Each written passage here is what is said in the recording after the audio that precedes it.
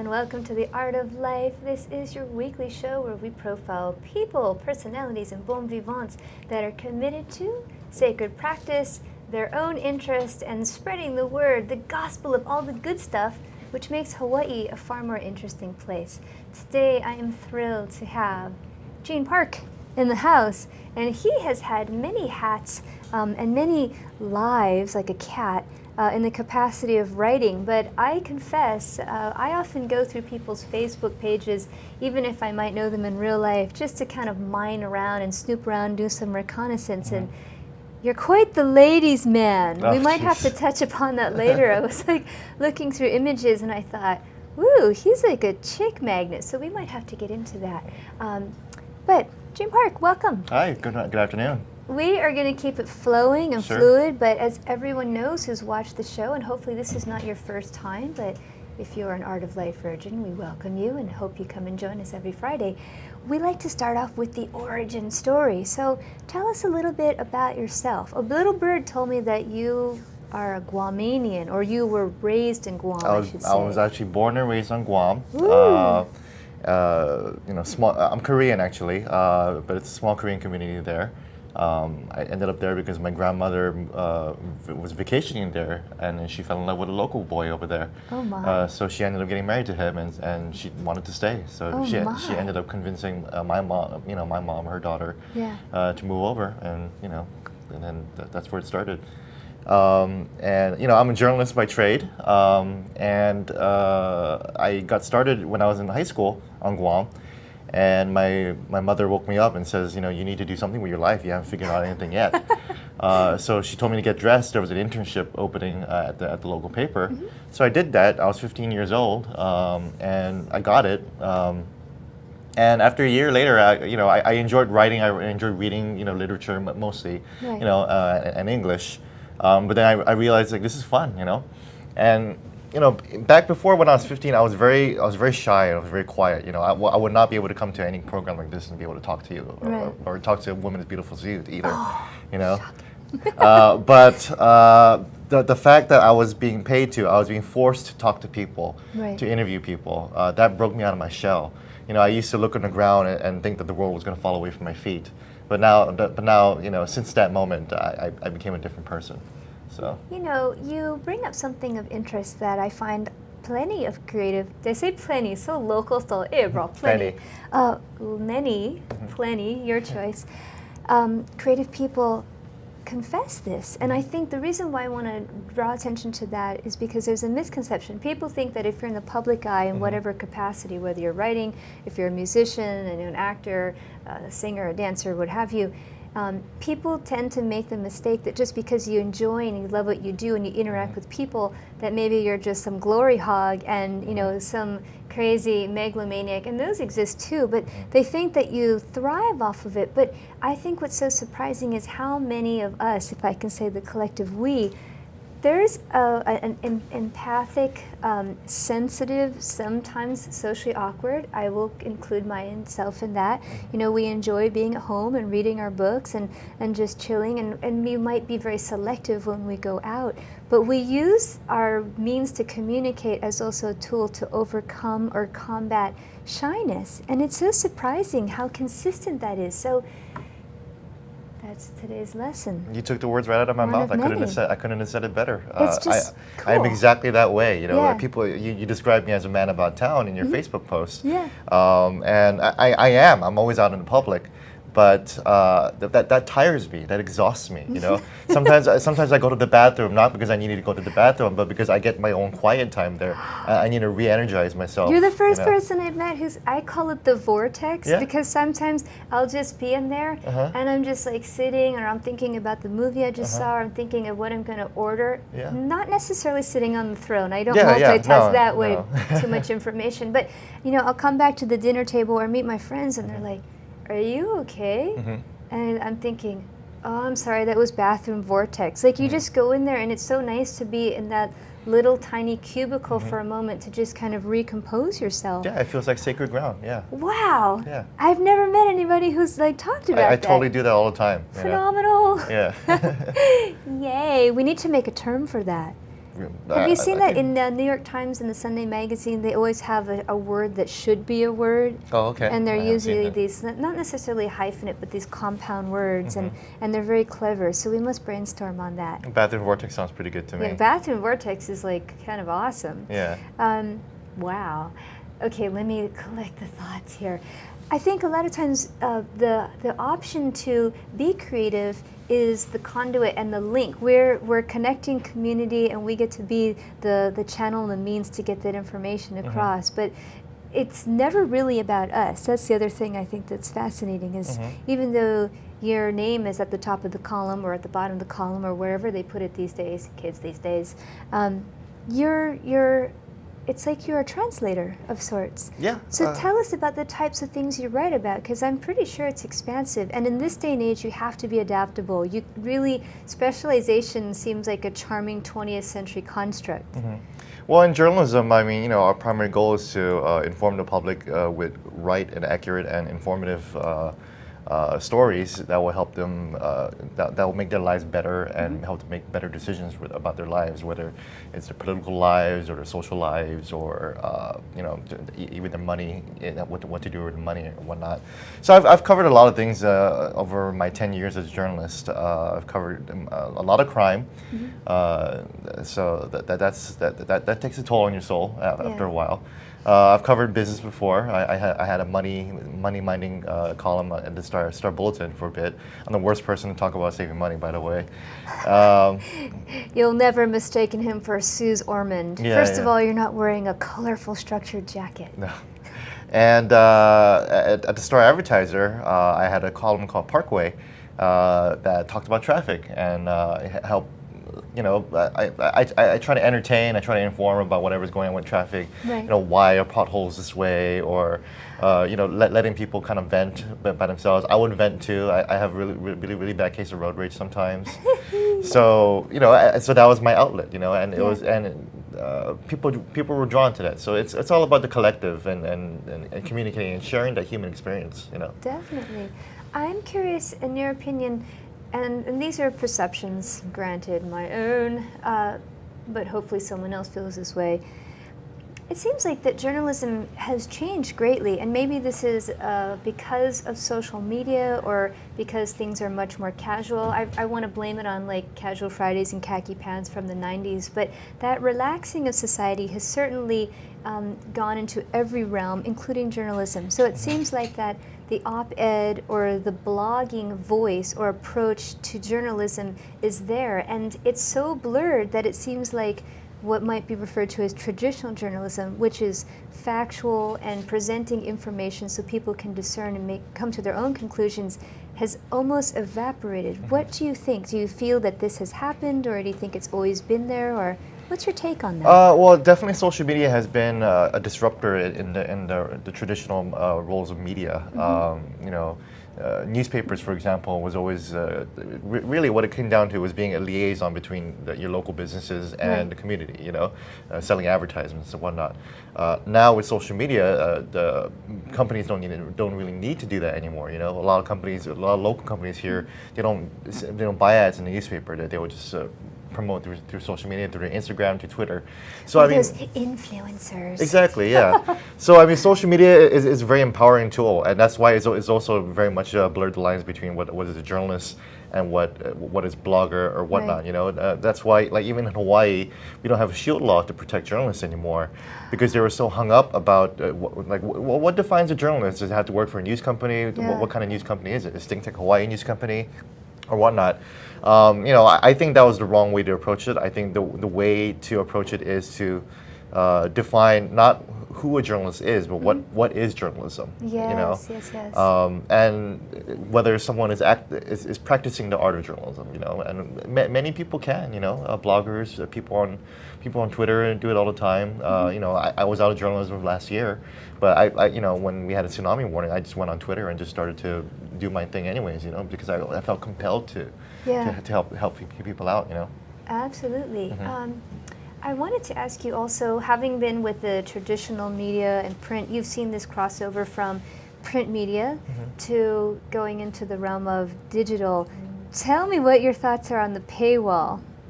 Oh, I support paywalls. I think paywall should have been implemented in the first place back in the 90s. So that way we're not so trained right now to be so used to having the information.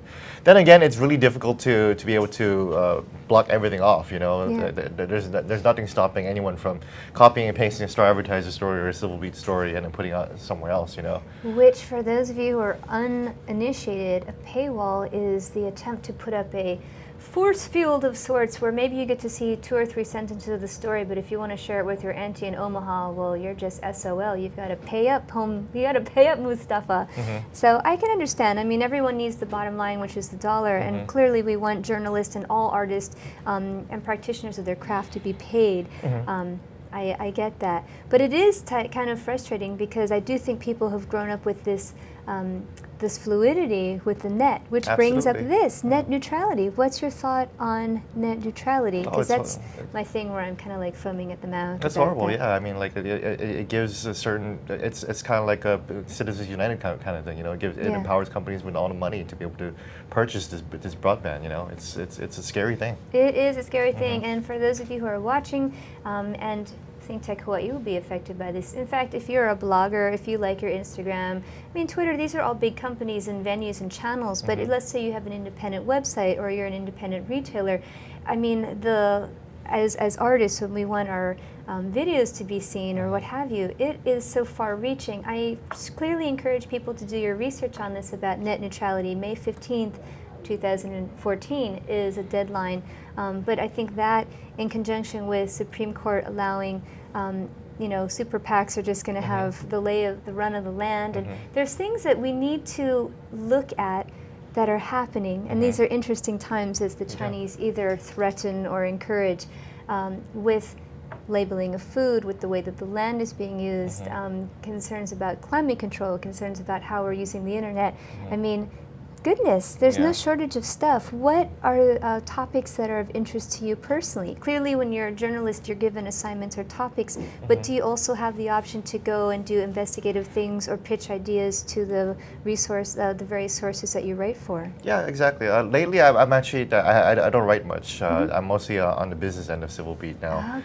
So I haven't written much. But, you know, when I was writing for Civil Beat, I was very much interested in the social media space and the internet space, and addressing, for example, you know, how copyright law has not quite caught up with social media and everything, and legislation. Same with any kind of ethics in general, you know, with lawyers or whatnot. You know, they could get in trouble for saying certain things in social media. So that's why, you know, my primary interest is in the social media space and how that can empower communities, how it can be dangerous, how it spreads misinformation, and how helpful it is. You know. Yeah, Coney, or anything, you know. Yeah.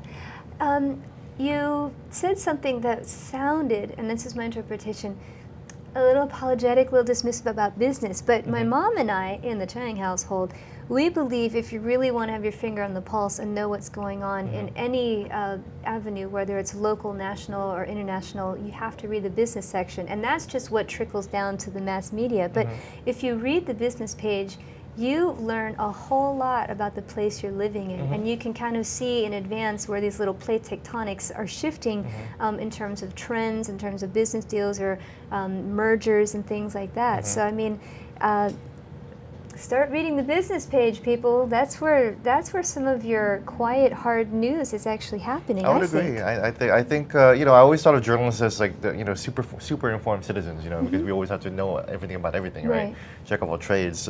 You can absorb the same amount of knowledge just by reading a newspaper or reading news. Yeah. Really, you know. Indeed. But you know, I feel like civic education in Hawaii is just so dismal. So like, I talk to people who are my age, and they can't tell the difference between, you know, certain things in politics or whatnot. You know, these are very simple issues that they just haven't. These aren't even concepts or issues. These are just facts that they just don't know about. You know. Yeah, I would even say, adding on to that. And it's humorous. A lot of people never know what's in the jurisdiction of city and county. Exactly. Or the state. So they're or federal. Like, I'm gonna, and you're like, that's actually the city and county. Whatever. I'm gonna write to my congressman. That's actually local. Yeah, I mean, it's kind of surprising how if you're going to assess blame, you got to at least know who you're making your voodoo doll of if you want it to be effective. Yeah, and I feel for the government folks who have to take those complaints, because then they always have to feel them somewhere else. You know, so it sounds like government bureaucracy being horrible, and it can be, and it is. But also, like you also need to be better educated to navigate such a large beast of molasses. It's like when you know, that's so not my job actually is not their job, or well, that's not my department. You're like, oh, it really is not their department. It really isn't the department, yeah. Now, this is something that we always have, which is called the break. So get your cup of coffee or what have you, or watch and learn about what else we have here in ThinkTech Hawaii. We'll be back in about 40 seconds. This is The Art of Life. Hello, I'm Martin Despang, and I'm the host together with the one and only Ali Yamashita, and our show is called Urban Transcendence. And Urban Transcendence is about identifying where we have a unique situation of a vibrant city in one of the most beautiful natural environments. So how these two can coincide, sometimes conflict, how they could find reciprocity in the 21st century is what we're excited about. And we're planning on bringing in a diverse body of guests, both from the arts and the science and the established and the wise and the emerging generation. So hope you will join us. We'll always be on Thursdays from 1 to 2 p.m. Thank you.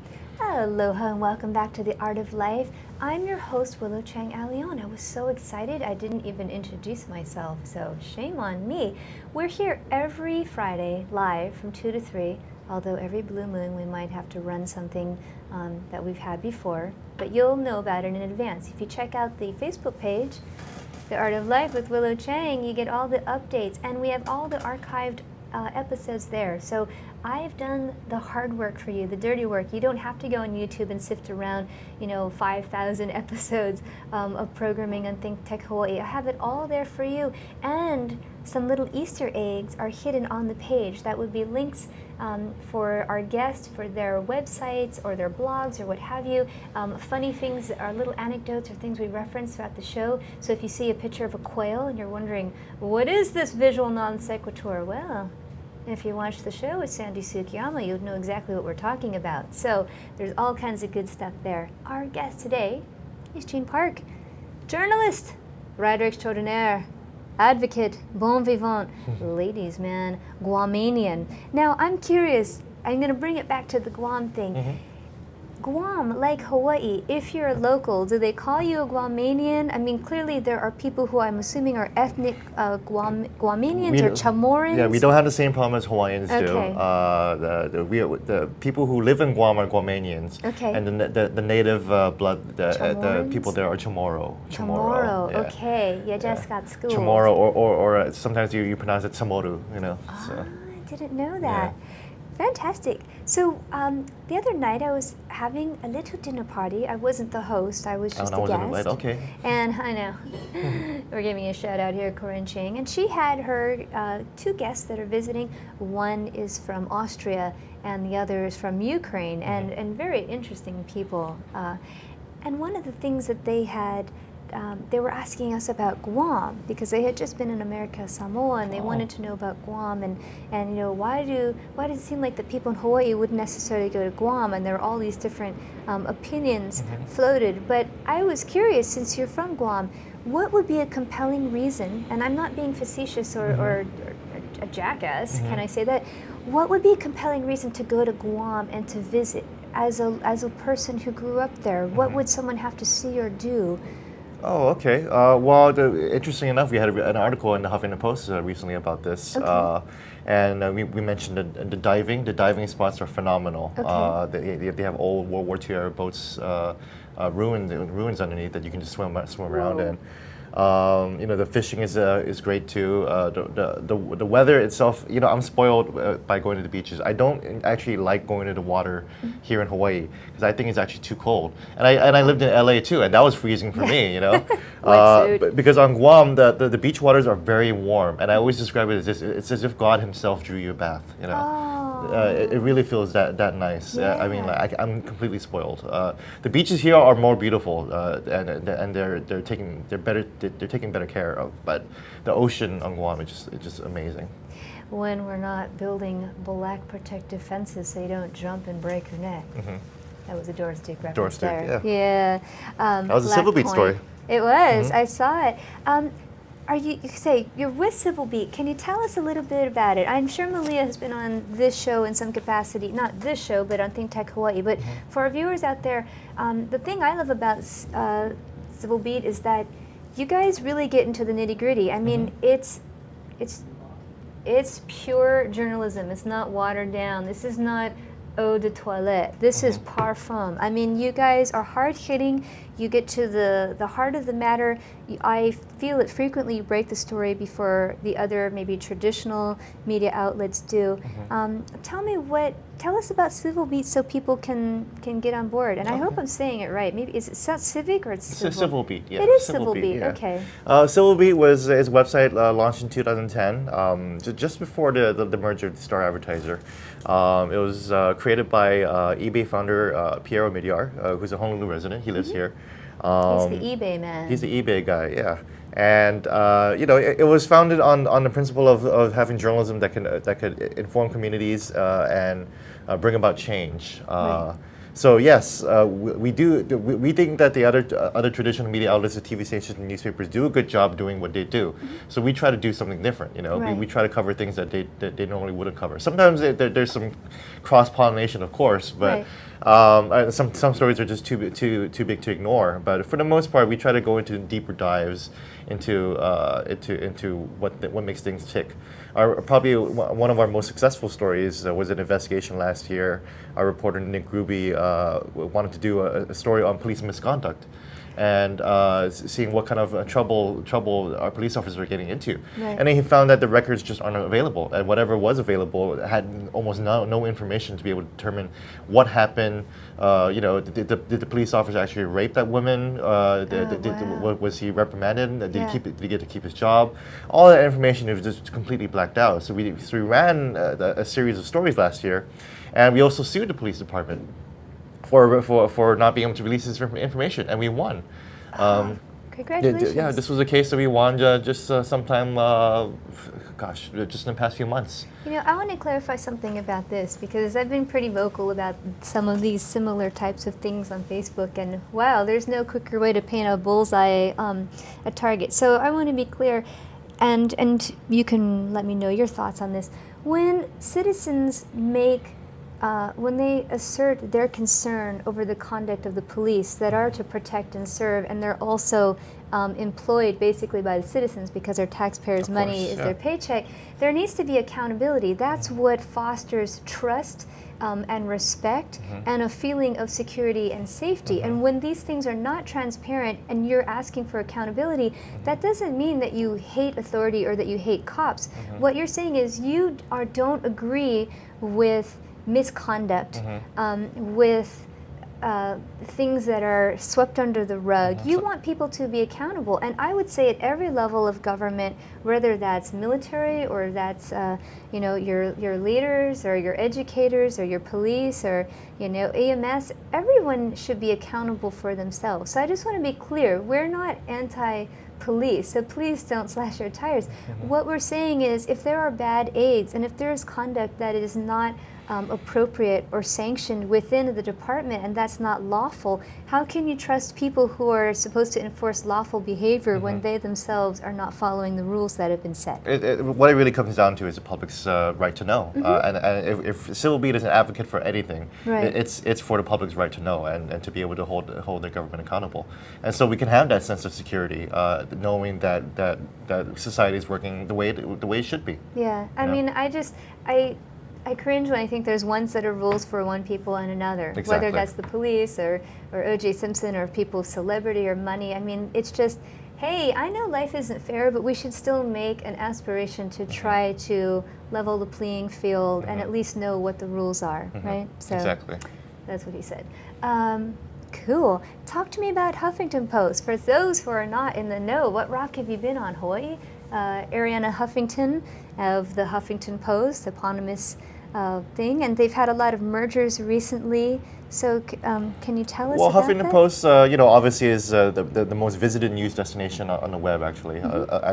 It's that or BuzzFeed, really. Yeah. And the Huffington Post has been launching in different areas around the world. Just a couple months ago, they launched in Korea, actually. Yeah, and I know they have a UK, they have a France Yeah, version. exactly, and they have different cities. You have a Huffington Post Detroit, believe it or not, and a Huffington Post LA. So Huffington Post Hawaii is a partnership with Civil Beat. We are essentially the same company here in Hawaii. We share the same office, share the same resources. We work right next to each other. It's a separate product. Obviously, Huffington Post is much more general interest. They're all about the list. That always is what seems to come through. It's like, 50 things that only people in Hawaii would know. Ha ha ha. And all of my mainland diaspora Hawaii people always send that via Facebook. And exactly. You look at it and you're like, like, oh no, which malasada should I buy? But that's how you see it's working. If folks in the mainland are sending that to you. Absolutely. Yeah. Or like, 20 reasons you should move to Hawaii. And I'll tell you, a lot of times when that's shared, there's some kind of irate local people. Absolutely. That they're like, hey, don't encourage these malahini to like move to Hawaii. Like they're like, it's interesting to see the responses, but I think the important thing is that it generates a response. It does. We recently had one on Guam, and Guam is just so starved for any kind of attention. They absolutely loved our little listicle about them. Me. Yeah, they loved their listicle. They even had a press release about it, and they included my name in it and everything. Wow. So they love that mainland attention. Hawaii is a different beast altogether. It's a different history, and economically is doing a lot better than Guam is. So, but that's what I really love about Hawaii, like the activism here. It's so passionate and effective, and it's very well organized here. Yeah. I wanted to ask you about another type of trend that's used. I mean, clearly there's all kinds of communication. People text, and they use, hand gestures and this, that, and the other. What is your take on little content and lots of GIFs? And I hope I'm saying this term correctly. It's actually pronounced GIFs. It's GIFs? I prefer GIFs because, GIF sounds like peanut butter to me. Yeah. What's the GIF? Yeah. Okay, so when there is a GIF, it's like, is it a hard G or a soft G? What is that? I mean, yes, it's worth a chuckle, but I'm kind of concerned because it seems like it's the least common denominator to get a message across. And then and then they show a clip from Pretty in Pink, and then I'm all, like, do you see this as a fad? Look into your crystal ball. Is this the way things are going to be, or is it here to stay? Like, oh my goodness. Gosh, I feel like a lot of those stories are clickbait, right? Yeah. You call those. I think clickbait has been around for a very long time. Explain it to people who are like, what is he talking about? Clickbait is like headlines like that are meant to just kind of draw you in. Like for example, Upworthy, saying you won't believe whatever this person said, and this will make you cry or whatever, right? Or Kim Kardashian doesn't look like this anymore. Yeah, exactly. That's always been around. It's really the supermarket tabloids. It's yellow journalism for the 21st century. Yeah, it really is. It's just translated over. That's what I see. I feel like it's always been around. I've never been a fan of any of it in its long history, but it's there and it makes money and it's I feel like it's never going to go away. I always love if you go to any of these sites on a daily basis, like the story starts at the top and then it starts to move. Ease on down the scroll. It's like, and then when it's kind of like, well, we need to fill some stuff, so we'll put this thing about like Prince Harry, even though it happened a week ago. And I love seeing the progression of how it just goes down the scroll in general. That's just me. Yeah. Wow. So, Huffington Post, positive for Hawaii? I mean, I'm kind of putting you on the hot seat because that's one of your employers. But do you have the choice to be able to determine what you want to write about, or do they come to you? I don't. I'm not even really. I'm mostly concentrated on the Civil Beat side. Okay. I actually helped launch Huffington Post when it started out. I launched the social media end of it, and I did a little bit of PR for it too as well. But once that was established, I shifted gears, and the primary focus is Civil Beat. So I don't get to choose. Of course, I think it's a positive for Hawaii, to have a web company, a digital-only company of that magnitude, be able to amplify the voice here. So, I mean, if people want to blog, I mean, there's really no requirements or anything about it. It's we also view Huffington Post views itself as also a platform for people to use, much like YouTube. Anyone can go and sign up and get a YouTube account and just have their own vlog. It's the same thing. You can almost anyone can just get their own Huffington Post blog and just have that platform there.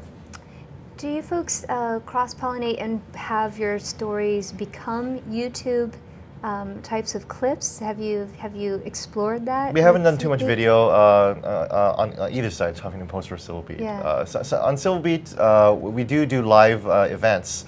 And I can plug that at the end of the show. It's called Civil Cafe, where we invite our readers to come in, and we have community leaders to answer questions from us, not only us, but from our readers as well, online and live in audience, and people watching on the live stream, too.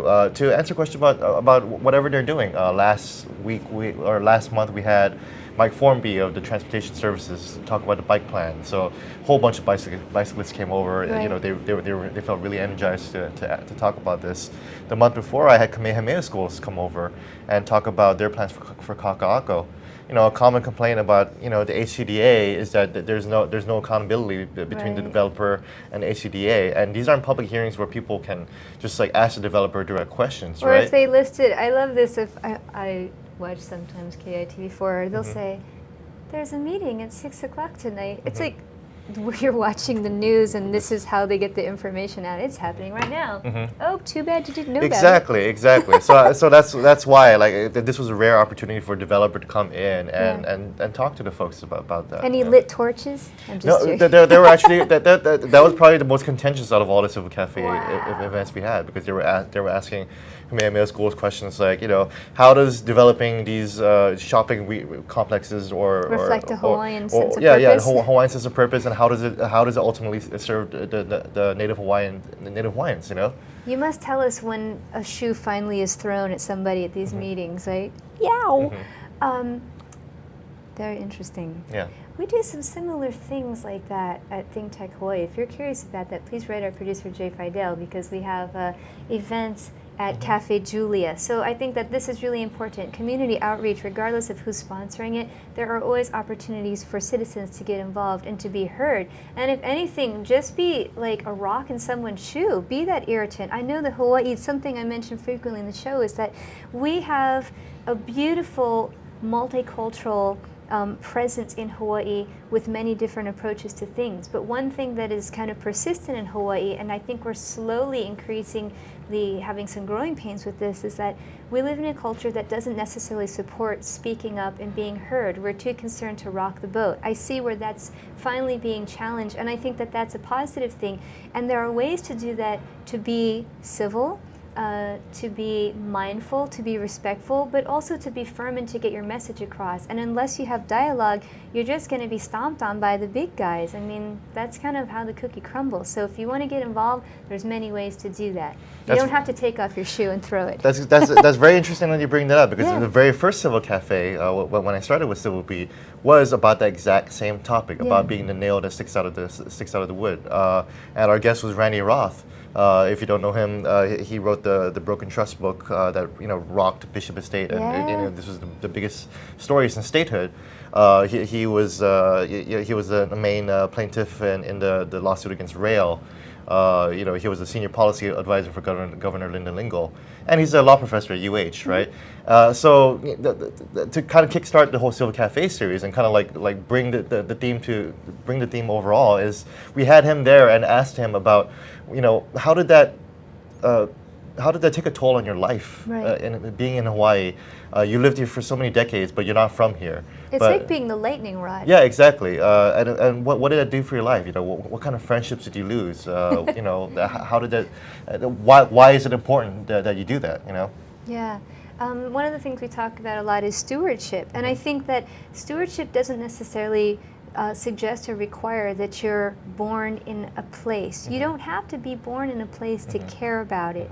And I think that that's something that in Hawaii we need to constantly have this discussion, because there is a polarization that's occurring right now when people are discussing about sovereignty issues and the overthrow of the government and things that are all very important. But we need to always keep in mind that you don't have to be born of a place to care about it.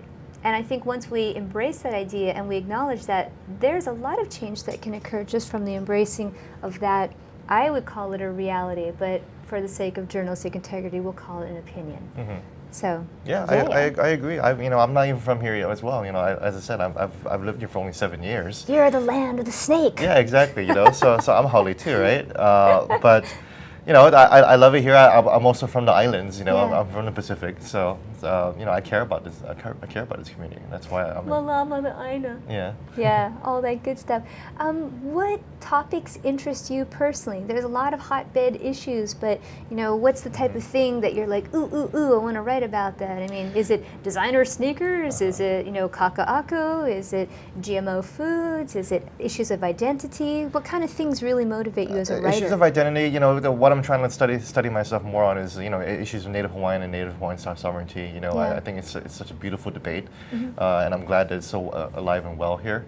Another topic that interests me is just kind of like you said, the polarization of not just like whether you're from here or not, but like political ideas. There's just so much vitriol out there in the media as well, and I feel like even with Google personalized searches and Facebook algorithms showing you things that you think you might be interested in.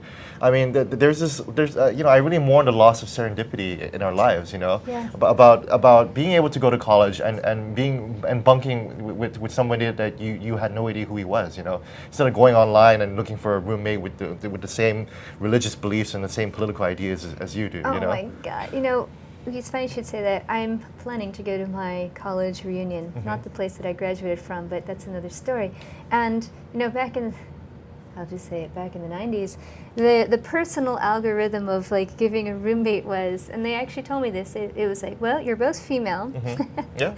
You're both Asian, and you're non-smokers. And that was the extent of their search. It was a very interesting... Pretty much. Yeah, and now there are probably all kinds of questions, and it might be one of those silly BuzzFeed things like, what city should you actually live in, or what Beyonce song are you, and this determines who your roommate is. Exactly, yeah. But then there's still some strange things like, someone explained to me why on the sidebar I have ads for gout. And you know what? A lot of dancers, we've all said, like, what is it with gout? I've never had gout. I don't have gout. I don't know anybody who has gout. And they have these ads, and it's terrifying. It's like, do you have goiters? Like, what's that about? I have no idea. I don't know, and that's what's scary about it. I feel like I feel like everything is just kind of like everyone's just entering their own echo chamber. This bubble where you're surrounded by people who agree with you, and so you never think you're wrong. And I'm afraid of what might become of all of us if that happens. The last book I really loved and read it's called The Big Sort, or why the polarization of America is tearing us, or why the like-mindedness of America is tearing us apart. And he looks at like how communities have become more liberal and more conservative over the years, and people are just moving towards each other. Well, in some ways, it kind of reminds me of this.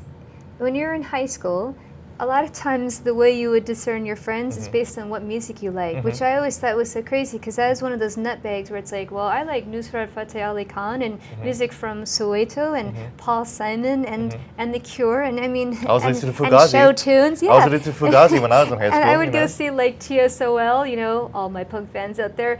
And so it's like, if I only went based on music, well, thankfully I'd have this like very diverse thing. But if you said, oh, well, I only like Michael Jackson, and then you only have friends who like Michael Jackson, I mean, and that's kind of a ridiculous analogy, because he was so, likes Michael Jackson. Let's get something a little more specific. Okay, let's say Dolly Parton, right? Okay, yeah. I mean, it's kind of a very limited scope, and this is no offense to Dolly Parton, because she's fabulous, but when we use that as the yardstick to determine who we let into our inner sanctum, it can be very limiting. Yeah, my first college roommate, and I had never been exposed to this type of person before, but he was a very conservative Christian who believed that AIDS was created by God to punish the gays. And you get it from a doorknob. Yeah, well, it was to punish the gays, So it blew my mind that someone actually believed this, and that dinosaur bones were put there by God to test our faith, and stuff like that. The Jetsons are real people. And then he became one of my best friends, even though I never believed any of what he said, because I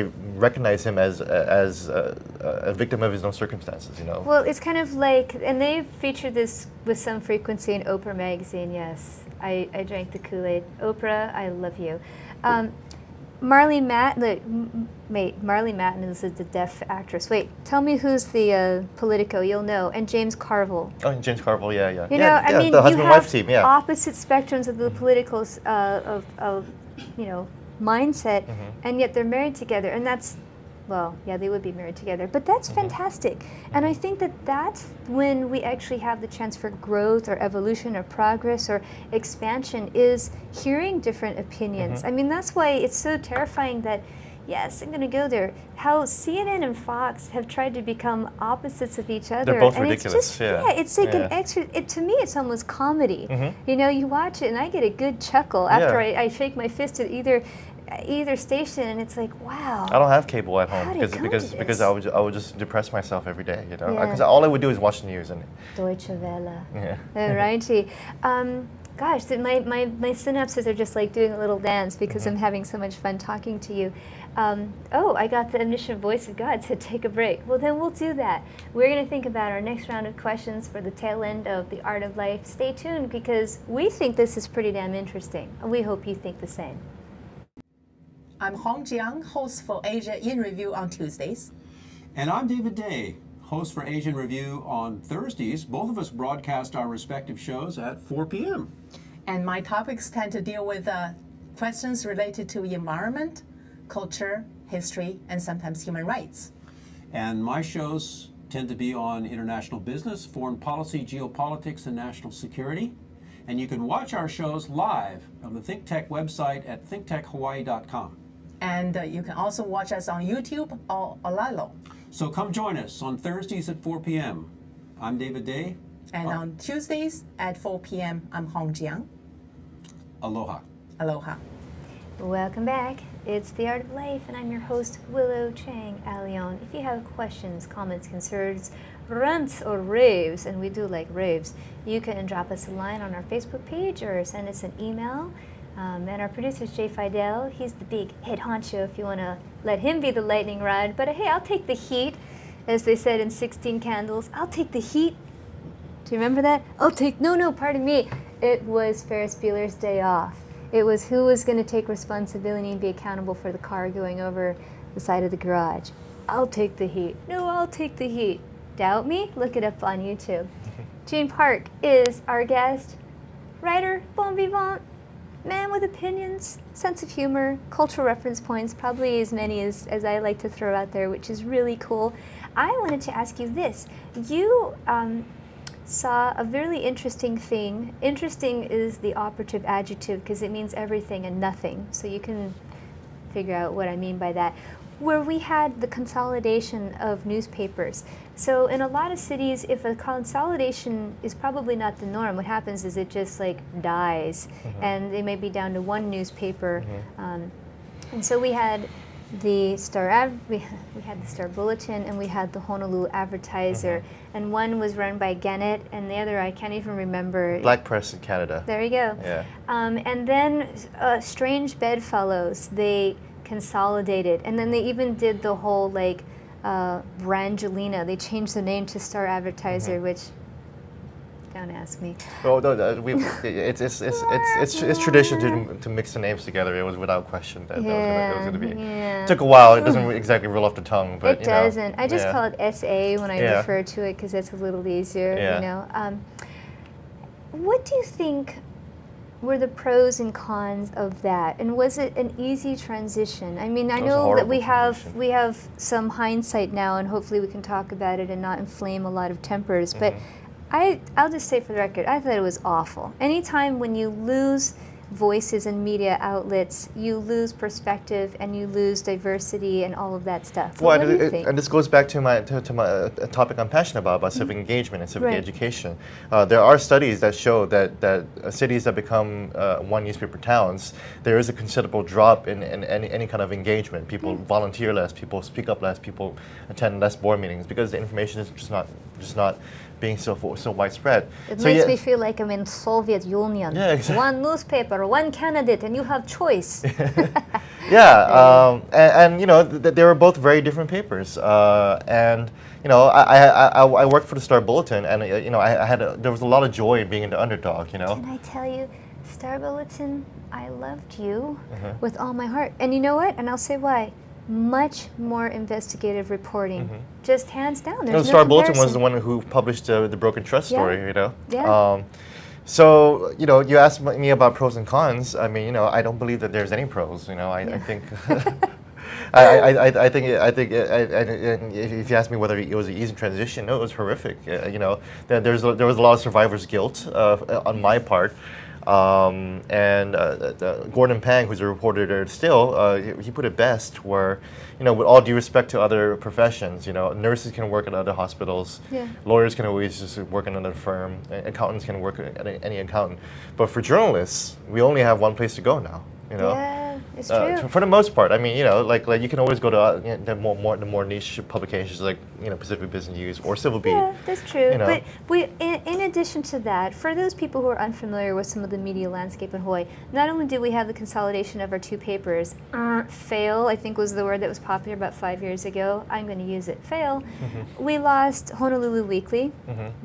Lori, bring it back, resuscitate it. You told us you would, and it hasn't happened yet. That's true. We also had the consolidation of our TV stations. Horrible. What the? I'm sorry. That's just ridiculous. I think it's K5, KHNL, and KGMB. So we went from having like basically 5 stations down to 2, maybe three. Yeah, 3. Terrible. Yeah. Where's my portable gong? Awful, awful, awful, awful. Not to mention radio is just a weird wasteland because, you know, you get used to some station and you tune it in and suddenly it goes from country to Hawaiian to Hawaiian to, I mean, and there's no, I know a lot of friends who work in radio and it is just, it is the Wild West. I mean, someone shows up for work and they're like, oh, by the way, we changed the format and you don't have a job today. Crazy. Yeah. I don't know. That was kind of basically a rant, but I wanted to air it to somebody who might be appreciative. Yeah, I know exactly what you mean. That's part of the reason why I'm grateful to be at Civil Beat because you know that we don't take advertisements. You know, we do see sponsorship for events now, but on the website itself you don't see any advertisements. And you know, I get a lot of freedom to experiment with a lot of different things. You know, a lot of different tools, and you know, having these Civil Cafe events and everything. You know, where I can bring more controversial subjects to the table, other than like business networking or anything like that. You know. There's something else that trends that I see as a person who sits and reads my newspaper. Yes, I'm old-fashioned. This is something that just drives me crazy. I loathe press releases. This is what I think is just lazy journalism. I don't even want to call it journalism. It's regurgitation. Like when you open the paper and it's basically a press release that's masquerading as an article. Maybe they wrote 1 or 2 sentences, and you can tell when you see the regurgitation of information if you see it on 2 or more news outlets, and it's like, this is lazy. And then on the side of when I do create press releases and it doesn't even make it into the paper, I am left scratching my head, literally thinking, well, that's strange, because people who send you press releases, to some degree, we're making your job a little easier because we're giving you information. But if you decide to run it and to print it, flesh it out and turn it into a story. There's always a story there. If you can't find 10 stories from it, then maybe you need to like go back to school and ask questions. Well, in 2012 to 2013, I was a PR executive, and you know, so I wrote a lot of press releases and other things, and that experience helped me realize exactly how much work PR public relations professionals do. You know, journalists always make fun of them. They say, you know, all they're doing is just get paid a lot more money and have all these basic facts. No, there's a lot of research and subject matter like expertise that goes into crafting these messages. And then you see on the other side and you read it in the newspaper and it's like, wow, I kind of did all that already. You know, like I kind of did that work. You know. Yeah. I hear you. So I am so sad because this is true to our show. It goes by so fast and there's so many things to talk about. So I know we're going to have you again at some point when we can nab you. But the call to action. So clearly we know you're with Civic Beat. Where else can we follow you and, you know, get involved? Well, first of all, please visit civilbeat.com. We are a subscription-based website, so please subscribe to us and help support the kind of journalism that we do. On May 22nd, we're having an event, a Civil Cafe event. It's with David Ige, candidate for governor, and he'll be there to answer your questions. If you can, it'll be a fresh cafe in Kaka'ako, 831 Queen Street at 6 p.m. You can show up early and network for a little bit. May 22nd, 6 p.m., Civil Cafe at Fresh Cafe, Kaka'ako. If you can't make it, log on to the site at around the time and you'll see the live stream. There'll be a live chat function right below where you can ask questions. You can hashtag on Twitter, hashtag Civil Cafe, so I can pick up all those questions as well. If you want to follow me, you can follow me at Gene Park on Twitter, Gene Park on Instagram, or facebook.com/gpark on Facebook. It's Park with a K. Park Don't with a get K. all French on us and throw a C in the mix, so you might contact the wrong... Sometimes people misspell my name as Jean. Oh my God. Nancy Grace from CNN actually did that. And I was like, Nancy Grace, Yeah. I'm outraged. Yeah. Scary. I wanted to also say this, just a little footnote before we wrap everything up. We have an upcoming election year, Joy. That's when everyone's lawn is going to be littered with all kinds of garbaggio for all their political candidates. I love how, like, in Kalihi, there's always like someone who wants to be fair, so they put a sign for everybody there. Yeah. And it's like the one house and it's plastered. Yeah. What has happened right now, and maybe it's always been this way, but it's much more amplified. You have to remember this. When we have an election year, you want to go to every source possible to get your information, because otherwise basically money rules that political landscape, and the only message you're going to hear is the person who has the most kala and cash. You owe it to yourself to sign up for Civic Beat. Watch here on ThinkTech Hawaii. I have no doubt that there's going to be a lot of candidates that are going to be, sharing their side of things. But if you want to find out how someone stands on it, you got to either send those messages, or emails, texts, whatever, or show up in person. Just keep your shoes on. Don't throw the shoe yet unless you're totally offended. But get involved, because it's about stewardship and it's about being educated and feeling connected to the place you live in.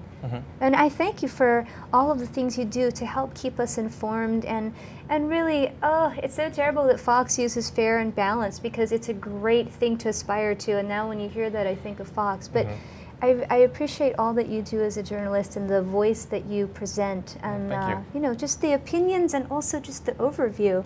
And thank you for being on our show. No problem. We'll have you again thanks for having us here. So that's it for today, folks. We will see you next week, and be sure to tune in and check us out on Facebook. We make it really easy for you. All the back episodes are there. The Art of Life with Willow Chang. Leon. Have a wonderful weekend. Aloha.